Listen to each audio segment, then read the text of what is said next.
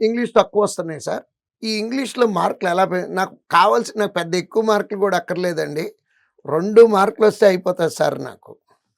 ఇప్పుడు అర్థమెటిక్‌లో 30 వచ్చినాయి 35కి. హ్మ్. ఇంకో 2 మార్కులు పెంచుకోవటం తేలికమ్మా ఇక్కడ. రీజనింగ్‌లో 30 వచ్చినాయి. కావాల్సిన 2 ఇక్కడ పెంచుకోవటం తేలికమ్మా. హుహు. ఇక్కడ 10 వచ్చినాయి సార్. ఇంకా 20 మార్కులున్నాయండి. అక్కడ 2 మార్కులు తెచ్చుకోవటం తేలికని పిల్లలు అనుకుంటారు. హ్మ్. బట్ నేను ఇందాక ఒకటి చెప్పాను. ఆళ్ళు వీక్‌నెస్ ఎంక చూస్తున్నారు.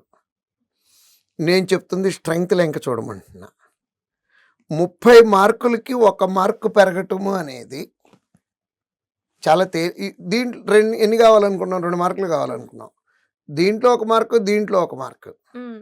30కి 1 మార్క్ అంటే 3% అమ్మా అక్కడ మనం ఎక్స్‌పెక్ట్ చేసేది. అదే ఇందాక మనకు 10 మార్కులు వచ్చిన చోట 2 మార్కులు అంటే 20% ఎక్స్‌ట్రా కావాలమ్మా. నిజంగా ఈ సబ్జెక్ట్ మీద మనకి గ్రిప్పే ఉండుంటే మొదటిసారి రాసినప్పుడే వచ్చుండేయి. ఎన్నిసార్లు రాసినా రావట్లేదు అంటే నేను నెగెటివ్ మాట్లాడుతున్నాను అనుకోవద్దు.